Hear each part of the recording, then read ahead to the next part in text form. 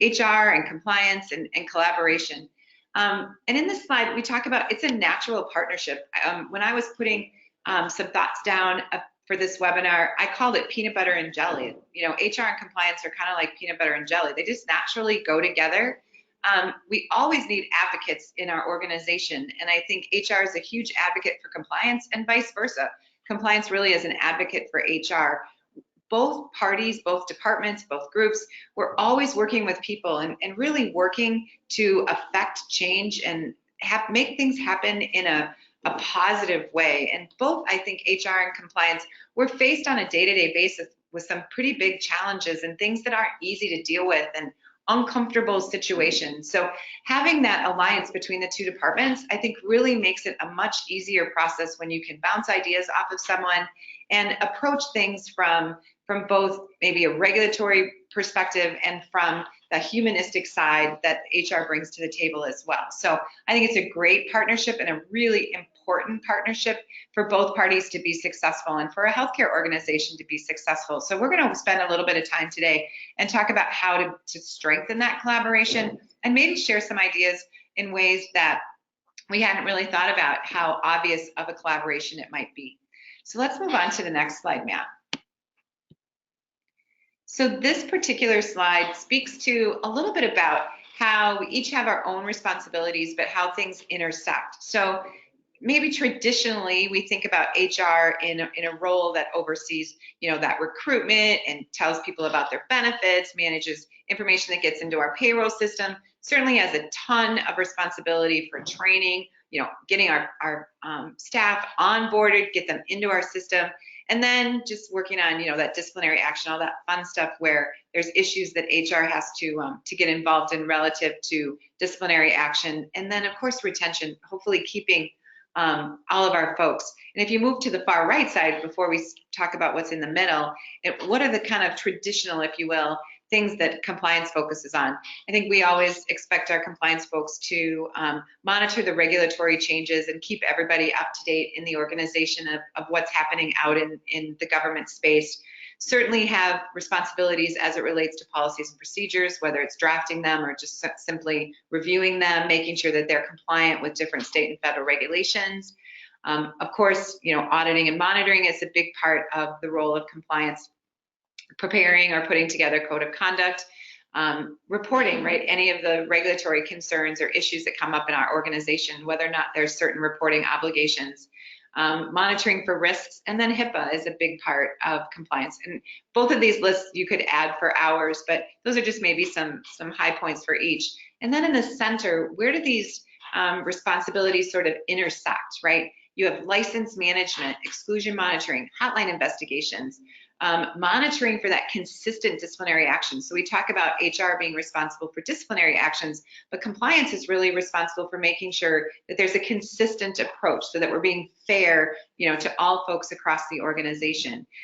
Together we would do any investigations if there were concerns about retaliation that's happening. So all of these areas require both parties to really get involved in making sure that we're meeting not only federal or state regulations, but our own internal processes that we've put in place. So I think a good description perhaps, or a good kickoff for the importance of collaboration between the two departments.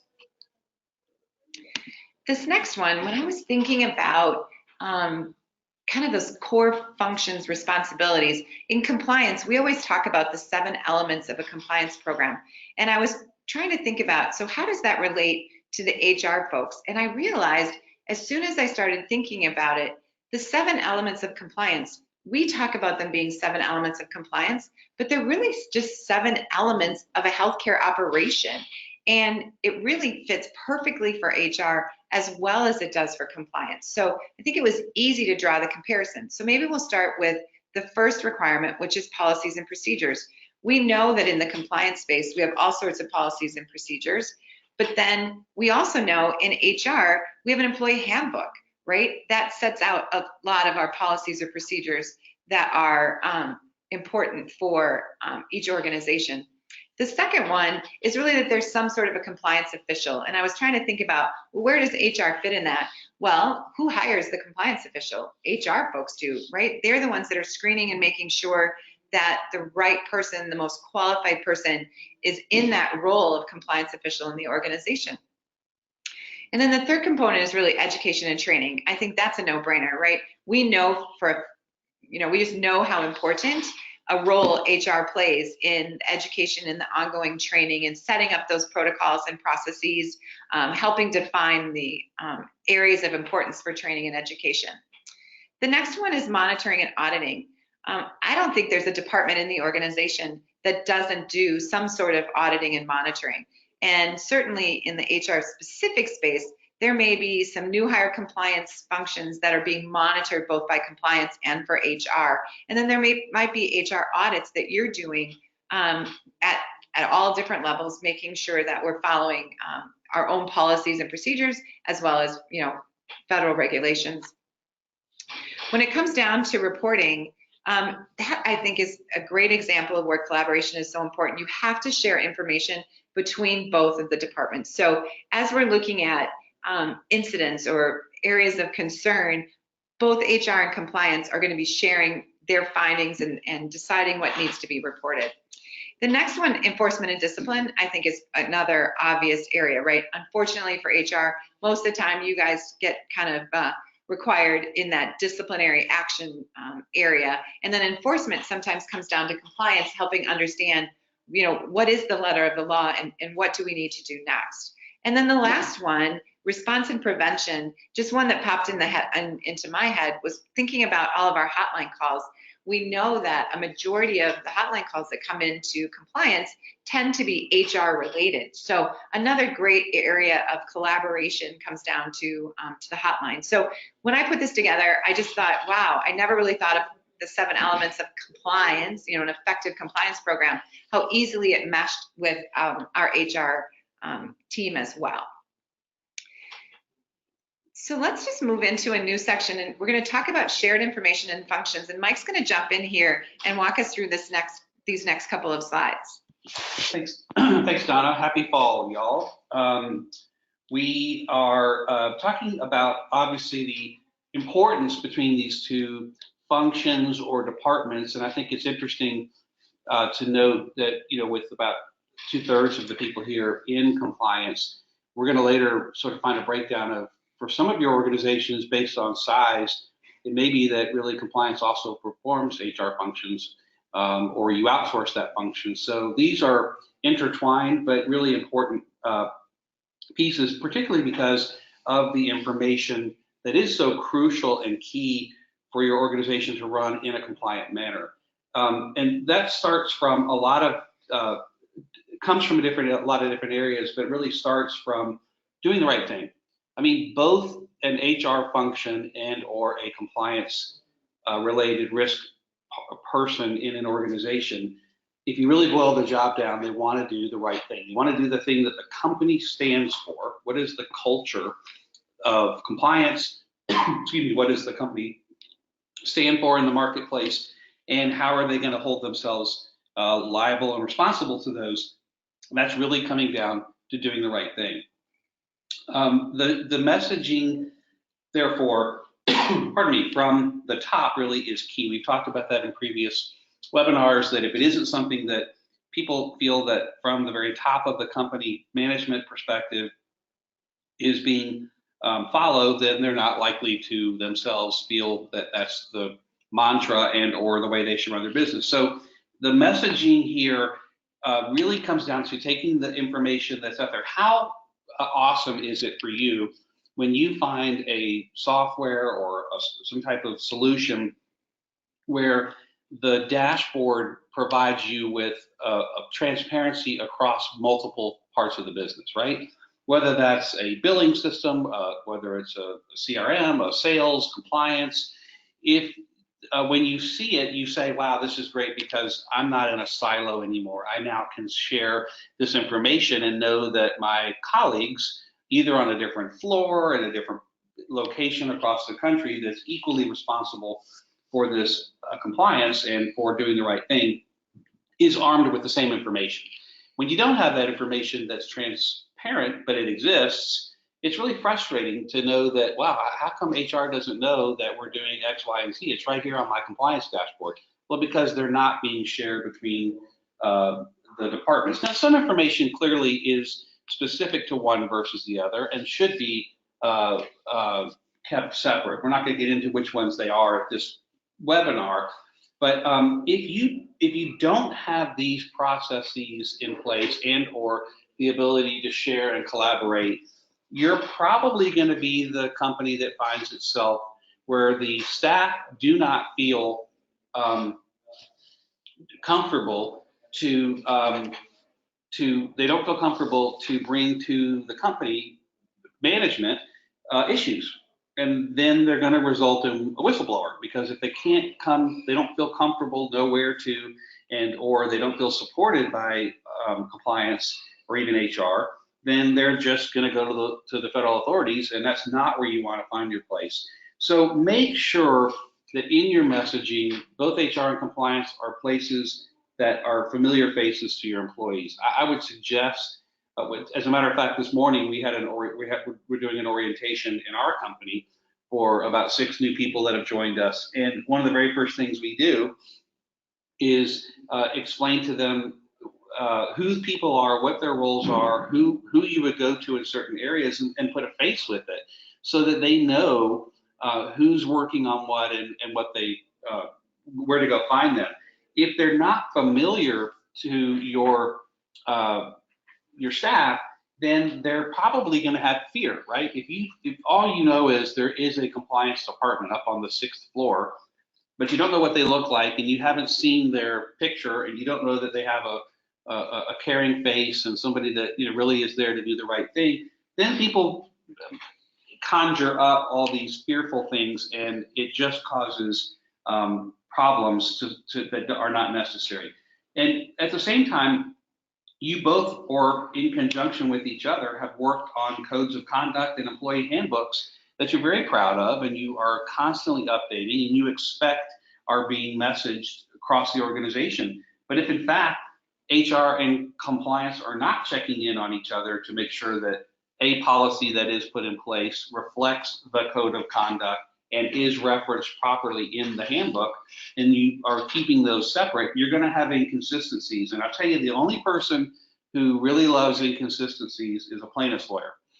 And you don't want them to be the one bringing up those issues that are confusing to their client, your either current or ex-employee. And that's why hotlines are so important too when it comes to messaging. Really, hotlines are your temperature of the company, right? How are things going? Are people willing to bring things forward to make the company better? And do they know where to do so? Well, if they fear retribution because all they've seen is compliance not treating this information confidentially or taking actions without really investigating, then they're not going to probably tell you to do a hotline. They're going to become a whistleblower. So these all tie together. And therefore, if you're able to build an organization structure, both from a budget standpoint and at a certain scale and size, not having these areas siloed is really a best practice in organizations as they grow. Now, collaboration, as we were referencing earlier, really starts at the beginning of the relationship, right? So there are state and federal documentation requirements that you can't avoid. HR is responsible for collecting I-9s and for doing a background check and doing a correct type of background check and looking to make sure they're not excluded by the OIG before you even bring them into the fold. And compliance knows that the company's doing that, but they also have oversight to make sure that it's being done correctly.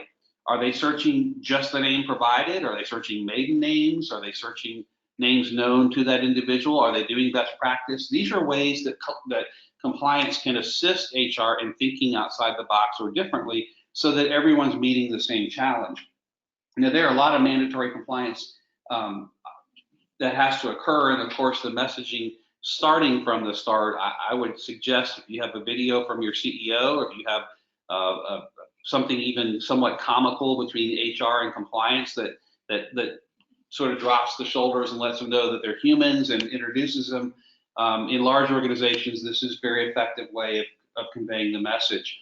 And then it comes down to brass tactics, right? I mean, you've got to hire people that meet the ongoing requirements, but at the beginning, at least, you're going to need to know that they are properly licensed, that they hold the certificates that your job description says that they need to be in that position, that you're advertising or putting in your job requirements to be there.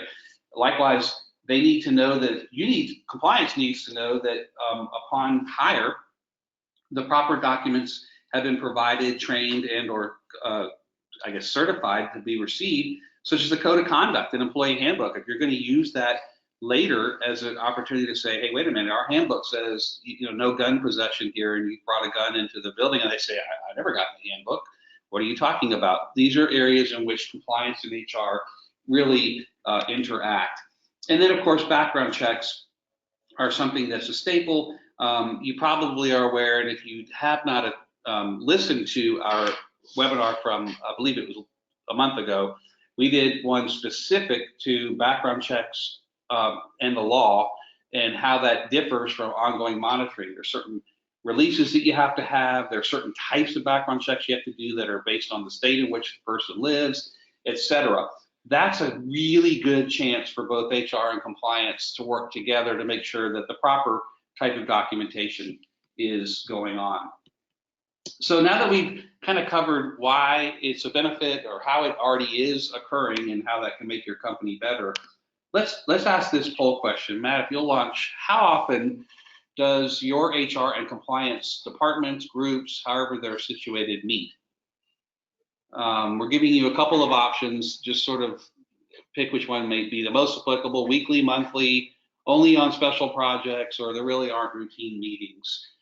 And I think this is a really good chance to kind of poll and see the variety of things that are going on out there. We'll close out the poll with a great participation and look at what we see here. So almost half of you really don't have routine meetings. I would suggest this is an opportunity to break that habit and to really forge, if you need to, or just slow down long enough to make that connection. It's really important that you two are in sync for the whole organization. If it's based on a special project, that's fine too. But really, those of you meeting at least monthly and better yet weekly are really probably doing what's best for your organization and hopefully avoiding a lot of strife proactively by doing so. And if you have a chance and want to share any of your comments in this area, for those of you who are meeting on a weekly or monthly basis, to why that has identified an issue quickly and helped resolve, we'd love to share that without stating your name. So feel free to put that into our comments, and we'd be happy to share them with the group. So we're going to talk about effective communication now that we know that this is really something that should be occurring as a best practice between the groups. Donna? Thanks, Mike. So one of the things that we talk about in the compliance world is really making sure that we take credit for all the great things that we do. So looking at that poll and the volume of folks that really don't have a routine schedule, I absolutely get that. I've had many different experiences in my career where there were routine meetings, where there weren't routine meetings. So I think everybody does things kind of their own way, but maybe you don't realize how often you are collaborating, even if it's not in a very specific cadence of meetings. So here are a couple of things that we were thinking about in the daily collaboration and communication that the two parties have. So think about the conversations that you have on a daily basis or weekly basis, just back and forth about any regulatory changes in operational focuses that require changes in our new hire process or our new hire orientation. We talk about disciplinary action review, right? Back and forth. How many times are there investigations or things that are going on that you're sharing information? Now, the next couple of them, when we talk about license monitoring or sanction monitoring or exclusion monitoring, we have a couple of slides down the road where we're going to delve into that a little bit more about kind of who takes the lead on one or the other of these areas, but how at the end they really all come together. What about hotline investigations or retaliation allegations, right? HR and compliance can't resolve those or do a good job of an investigation without the other party being involved. If there's an HR related audit that compliance is doing or internal audit is doing, all of us sit down together and look at those results. And a HIPAA issue is a classic example of where it falls under the domain of the compliance department, the privacy official. But at the end, more often than not, it probably started from a policy violation by a person, right? By one of the employees. So of course, HR and compliance are going to work together to determine whether a system failed, whether we need new education, what kind of, unfortunately, what kind of disciplinary action has to take place. And then compliance is going to decide, whether or not we have breach reporting and all those other good things. So even though you might not be meeting on an official, it's on my calendar every week, my guess is that you're absolutely talking with someone from the HR department, or the HR department is talking to someone in the compliance department more frequently than you may have actually realized. Don, let me ask you a question about hotlines. So having been a compliance officer for all these years and watching effective hotline investigations, do people typically set up just one, and then based on the person calling in, it's determined whether it's really an HR issue or a compliance issue or a legal issue or a security issue? How does that work, and do people need multiple hotlines? That's a good question. We were actually just talking about this yesterday with someone that I'm working with. So in my company, we had 3 hotlines. We had a hotline that was a compliance hotline, we had an HR hotline, and then we had a hotline for our families and our residents and patients. That for us was the logical cadence. Many companies have one that's kind of internal facing, meaning all their employees, and then one that's external. And then when the call comes in, based on the type of the call, it gets diverted to either HR or to compliance, and it's divided that way. I personally think it really depends on the size and the structure of the company. I don't think there's a rule. I don't think it has to be any particular way, but I think it does have to be managed based on the type of the call.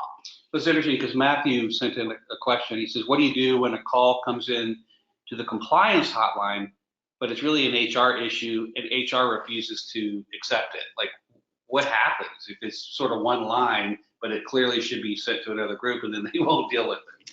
Wow, I never had HR refuse to help. If they refuse, then I think it's compliance's responsibility. I mean, if truly HR is refusing to do an investigation, I think it has to be, it still has to be investigated. And at the end of the day, you don't want it to, to escalate into a concern outside of the organization. So I think compliance would take it up. And then I think you would go to your leadership team or your operations and try to diffuse it at the leadership level. Yeah, maybe that's to your earlier point, another reason to have multiple hotlines, so it's very clear and goes to the right department. Yeah. Thank you for that. I've always wondered that inside of a large organization.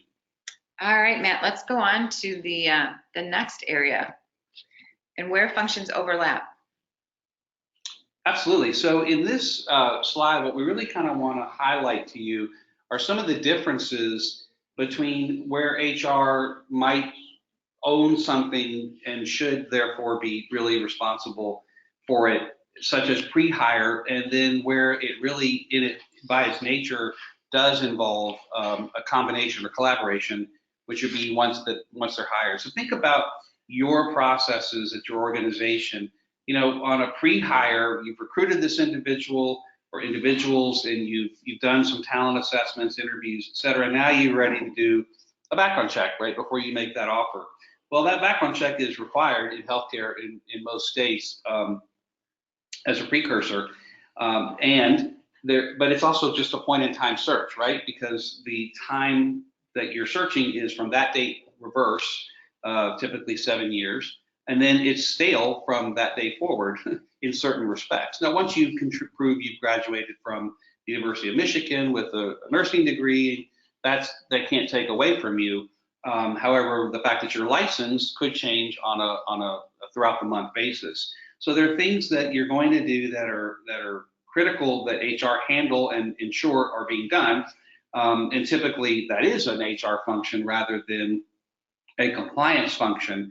Licensure and certifications are really a key that we see in our clients that do have a separate HR and compliance department, where there is significant overlap and need for there to be continuous conversation. And that's because You have nurses that could be multi-state licensed, right? And it really matters where that nurse resides as to which state that license has to be good in, and whether or not there's a nurse compact state that reciprocally will take it before you put that person into the workforce. And then all of a sudden that license changes, it gets revoked.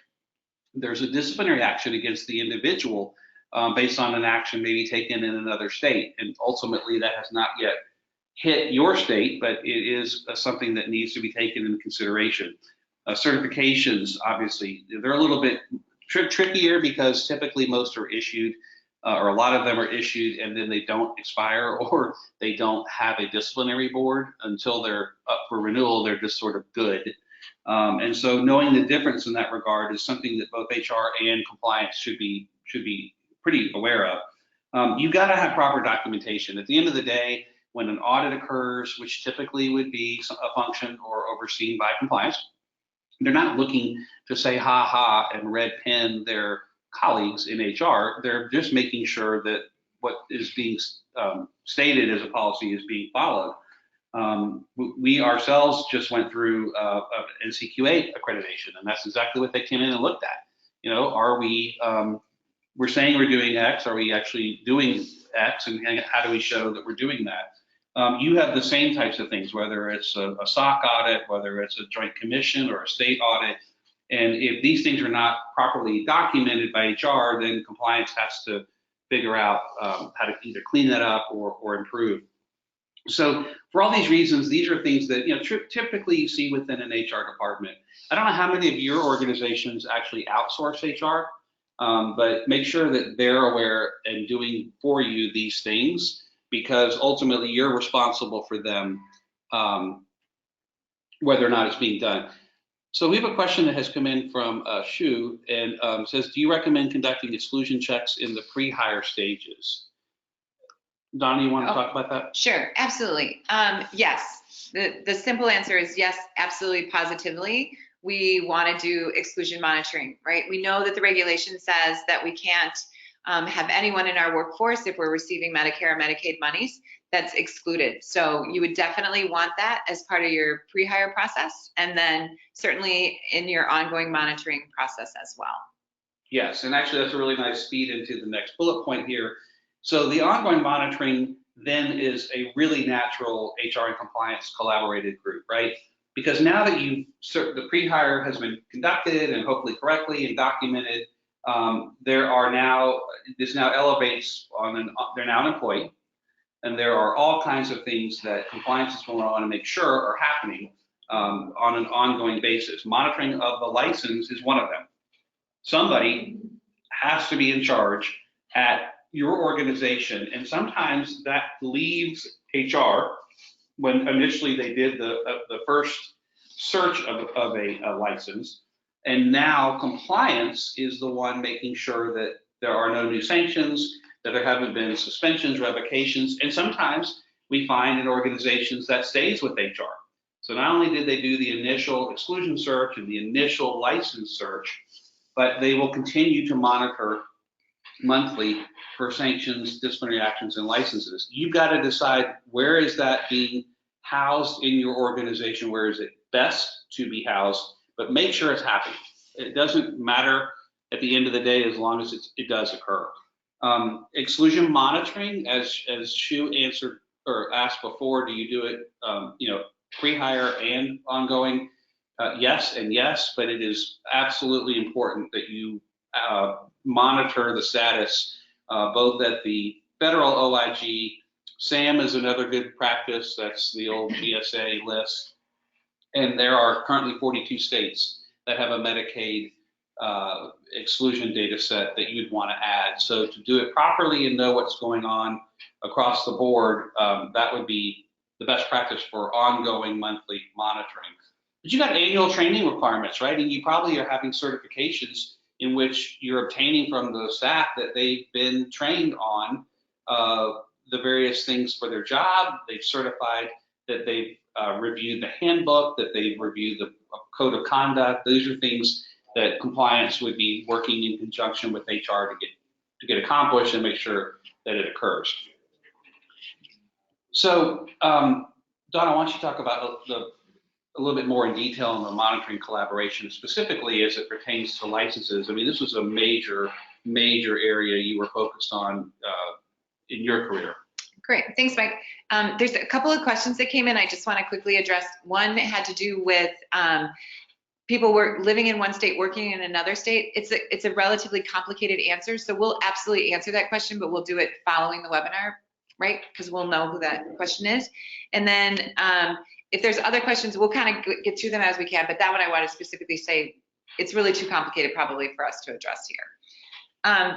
So when it comes to collaboration on license monitoring and exclusions, I thought it was just important to really think about how to do this. And it doesn't matter if you're doing it yourself internally, if you have a third party that's doing it, but I think this is an area where you really need both compliance and HR to sit down, talk about how we're going to do it, and make sure that we're doing it effectively. So some of the questions that you might ask yourself is, first of all, do we even know how we're monitoring and overseeing the licenses? You know, is it managed depending on the size of your organization? In my company, we had you know, nursing homes all over the country, so we were managing things at the nursing home level prior to provider trust, but managing them at the nursing home level. So how does that information get up to the corporate office? Is HR notified first if there's a problem? Is compliance notified? So really making sure that you understand what your internal processes are and who owns it. So then once we find out about it, who's going to do the investigation? Is it going to be HR that's going to lead it? Is it compliance? The last thing you want is HR and compliance doing duplicate work, right? So think about who's going to own these different responsibilities. The disciplinary action, that final decision, is typically HR, right? They're going to own that. But what about if it's a reportable event?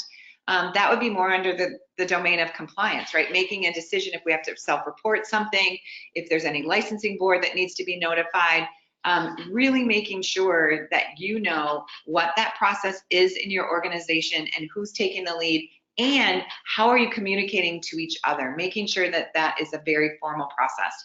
Exclusions really are the same way. Some organizations manage exclusion monitoring through HR. More of them, I think, manage them through the compliance department. But how are we going to communicate to each other when we find something? If compliance identifies it, when are we going to get HR involved? Are we going to suspend an employee? Do we need HR to manage that suspension process?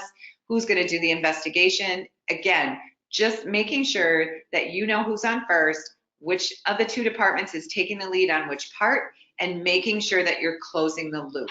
I think it's really important and a great example of where collaboration is really important between HR and compliance. And I would argue in this case, operations plays a huge role as well. So how are you going to loop the operational group and management into that process?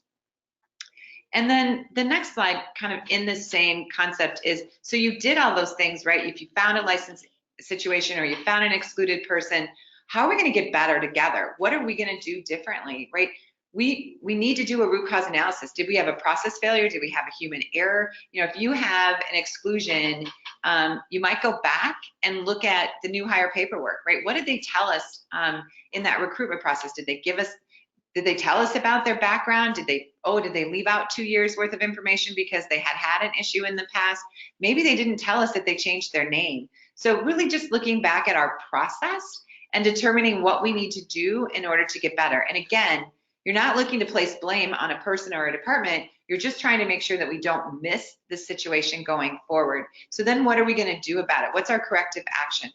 And then it's HR is involved, compliance is involved, operations are involved. The whole team's going to look at it and say, we're going to update our policy or our procedure, or maybe we just need some different remedial education. Maybe it was a simple, you know, it was just a simple mistake, but we need to go back and make sure we re-educate someone on our process. So I think, again, it's important when you look at both parties, not just to look at how we collaborate, but how do we look at things to get better as an organization.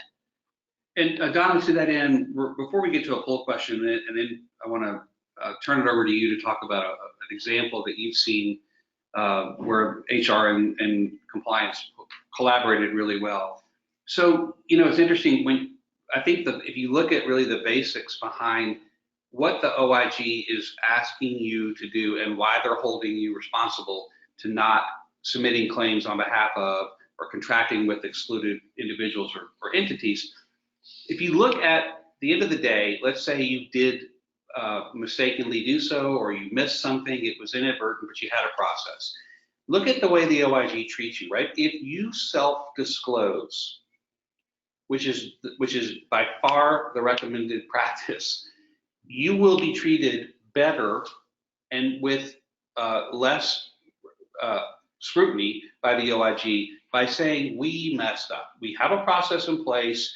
We didn't find it because of X or Y, but our teams have met, HR and compliance have collaborated. We changed our process, and going forward, we now require a social security number or an NPI or whatever it was that resulted in you missing something, or searching a maiden name. Whatever the case was that you learned the hard way, you go and do the right thing, and you collaborate with a compliance, and they say, yes, we need to self-disclose this exclusion. You go to the OIG, you go through the self-disclosure, and as you are or should be aware, you will pay a fine, but it will be cut in half as the multiplier will reduce from 3 to 1.5. That's the OIG telling you you're human. These things happen.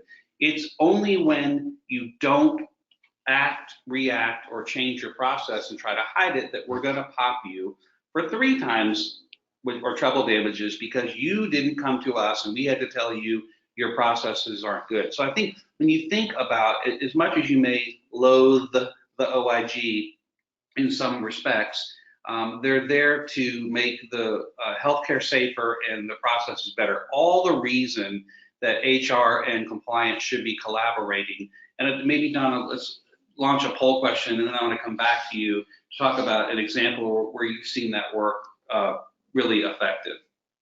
So let's launch a poll on how often do you check for sanctions or licensing issues? And sanctions we mean here as disciplinary actions, not exclusions. That's something separate. And we're just curious, since it's such a key role where we've seen HR and compliance collaborate in your organization, how often do you, if you're aware, do you check for disciplinary actions or licensing issues on your staff? So Matt will leave this open for about 5 more seconds. And this is very interesting. Okay. All right, so we're going to close out the poll and let you know kind of across the spectrum what you can see. Quite interestingly, it's a pretty broad spectrum, right? So a third of you use a third party. That's great. And 28%, 30% or so will do this at pre-hire, certainly what you should be doing, but only annually, not necessarily throughout that first year of licensure. And most licensures are good for 2 years, so it could actually be you're waiting 2 years to do it upon reissue, which 20% of you are doing, and 2% are pre-hire only. So this represents what we see across the board, and I think a couple of comments that both Donna and I can add. One, the opportunity that you're missing by not conducting monthly disciplinary actions and or license searching would be as follows. Say that Matt, our favorite moderator here, has a disciplinary action in California related to his license. Now, Matt probably knew he was being disciplined and investigated, which is why he moved to Tennessee. Right, so Matt was aware that he was an RN in California. He had a substance abuse or a patient abuse issue. He got terminated from his job or chose to leave. The board was investigating at the time he left, not public knowledge or publicly available, and he knew that. So he moved to Tennessee. He said, "Hey, look at me. I'm licensed in California. I'd like reciprocity in Tennessee." Tennessee says, "Great, glad to have you. We see a lot of you Californians come into our state. Welcome aboard. You'll find the real estate prices a lot better, and the food's getting better all the time." That's what they tell him. They give him his license. And Matt then says, well, they'll never find out about California because I'm not even going to tell him, and his employer. And 4 months later, California disciplines Matt, revokes his license, and puts him on the Medi-Cal exclusion list. Ultimately, that will get to the OIG if it doesn't go there first. And you're not monitoring that that occurred. You're just checking Tennessee because that's the license he gives you. There's a missed opportunity to find out along the way that there's an issue, and that issue, when you see it, is a mandatory reportable exclusion in California. It's going to the OIG. Separately, what if Matt didn't move states, but he stayed as your employee in California and he got disciplined, and you didn't check until a year or two later when it was up for renewal, and you come to find out he actually had a suspended license for 6 of the 12 or 18 months since it was last that you searched, and the restrictions weren't met. He had to be supervised by another party. He couldn't prescribe if he was a nurse practitioner, and you didn't follow those, know those. You've got some big issues and potentially some false claims and some issues in multiple factors. So really conducting these on a ongoing or at least monthly basis gives you a true reflection of where your staff is along the way. All right. All right. So Donna, tell us a little bit from a real world example of where you've seen this work in conjunction and collaboration. Awesome. Thanks, Mike. So we had a recent situation where we were working with one of our clients, and there were some exclusions had been found, and it was a really, really good case study, I guess, that we kind of wanted to share of how compliance and HR, in-house counsel, outside counsel, everybody really worked together in coming to a conclusion as to how to handle the exclusions. And so I just thought we would talk a little bit about kind of the real world, what's everybody's role? So when you think about an exclusion in your organization and you've identified an exclusion, then what? Well, first and foremost, compliance is probably going to help everyone understand what the impact is to the organization. Not everyone really understands why it's bad to have an excluded person in your organization. So first and foremost, compliance probably has to just make sure everybody understands, hey, this is kind of a serious situation. Then they're going to determine the facts, right? Is it a federal exclusion? Is it state exclusion? Is it one that's right, in place today? Is it just something that was historical? Just figure out those particular facts about the exclusion. So while all of this is happening, HR at the same time is doing what I would call identifying the story. Behind every exclusion, in my opinion, is a story. There's something that happened that caused this exclusion. So HR is going to go do some research. They're going to figure out, first and foremost, what role does this person have in our organization? When were they hired? What did we gather during the pre-hire process? Do we know any of this? Did we miss it? Were there any recent employment concerns about this person? We have a lot of information to gather, and both parts, compliance and HR, are really important in piecing this together. Then they're going to work together to decide what the resolution is going to be, right? They're really determining the future of that employee. And sometimes what we see, and in this situation, right, compliance is saying it's black and white. If it's this, then the person's gone. If this happens, then the person is gone. Outside counsel is explaining the regulation, making sure that the internal team understands it. HR is over here saying, yes, but this person is a human being. They've done a good job for us. And so both parties have to come to the table and be confident to share their story and share the information. And then jointly, they're going to make that decision as to what the outcome is going to be for the employee. So we don't need to go into a lot of detail. I mean, this particular organization did just a fantastic job of bringing everyone to the table, making the decisions. I think it's just an easy way to kind of isolate our individual roles, but how important it is for everyone to be on the same table and on the same conversations, listening, sharing information in real time so that you can make the right decision for your organization based on the information that's presented. So before we move on to our closing topic, I think we have one more last poll question. And that one relates to exclusion monitoring, since we were just talking about it. Which department oversees exclusion monitoring in your organization? Is it HR? Is it compliance, legal? Maybe it's a combination of folks that are responsible for that, or other. And as Matt says, when you pick the other category, feel free to share what other means in your organization in the question or the comment section. So Matt will just give us another second or two, and then we'll move on to our last section. So look at that. It's pretty equally split, I guess, right? HR has about 33%, compliance 40. Shared between the departments is also about a quarter of the folks. So I think that shows the diversity in our organizations and probably size and shape as to where it lives. But again, it shows the importance of collaboration since those are equally split. So as we begin our last section, it is, where do I begin? So we talked about the importance of collaboration. At the beginning, we had a poll. Many of you said you don't have kind of a standard cadence between the two departments. So maybe here's some ideas of ways to begin. So the communication is key.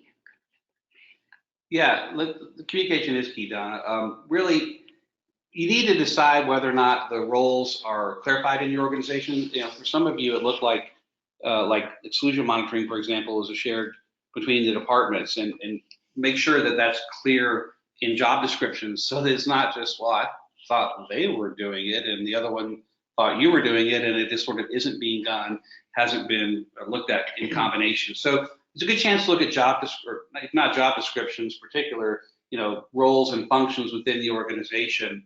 In a lot of your organizations, you probably have reported lines to the compliance officer, who then reports to the board of directors, making sure that HR is heard, right? Maybe sometimes the issues that HR initially start at HR make their way to executive management and or the board if necessary through compliance.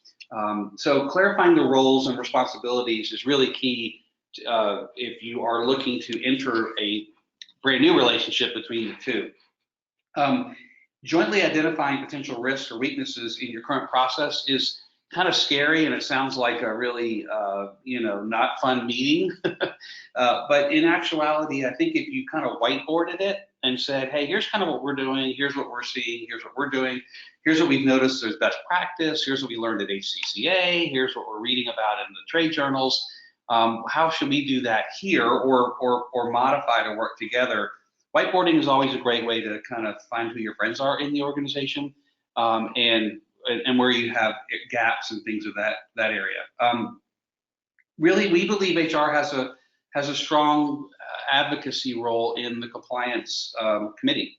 They should be given a little bit of time and maybe a placeholder so that they can bring issues to the table, certainly before they become a whistleblower issue or before they become something that is systemic. And in a lot of places, I think the compliance committee is lacking that voice, and it's really probably unfair to the organization.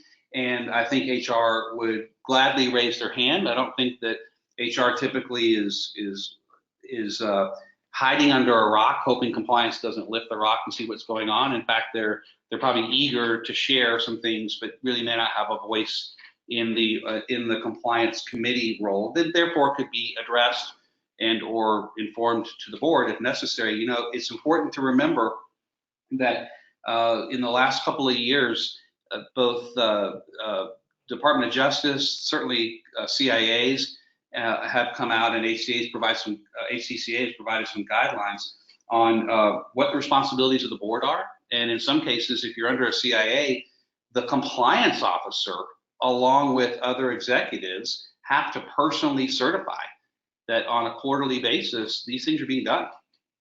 And now you're asking the compliance officer to certify to something that they may not be fully informed about, that HR knows of, and they're falsely certifying something that they're personally liable for. So there's a lot of reasons that these two should work together.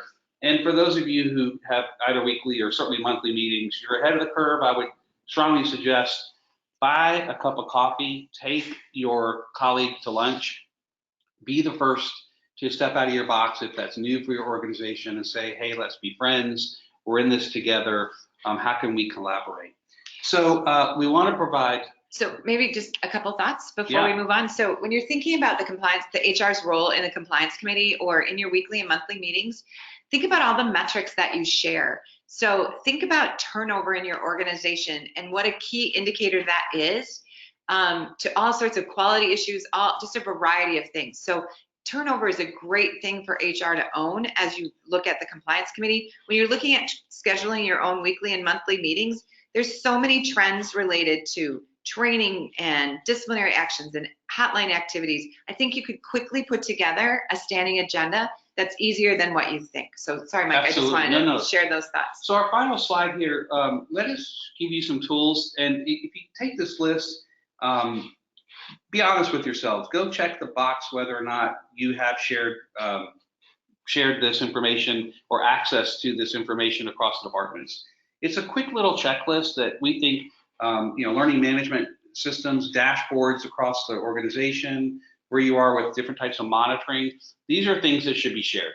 And if you don't have access, you should get it. If you are looking for software that combines it, there are providers out there.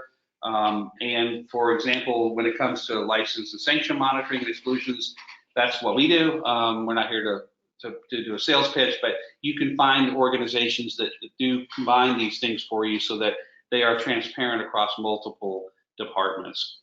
All right, we're going to end on a poll, one more poll question, and then open up to any questions. And that is, on a scale of 1 to 5, how would you score your HR and compliance collaboration? 1 means siloed, not very good in the standpoint of no collaboration, and upwards to 5 where it's just superb, it's great. You guys do all kinds of things together, vacation together, you bought a lake house together, whatever that might be. And then in between. So kind of take a look at the sliding scale and see where your organization falls. It's always curious on our part to see, and then it may be helpful for you to see how you benchmark against well over 200 attendees that are on the call with you today.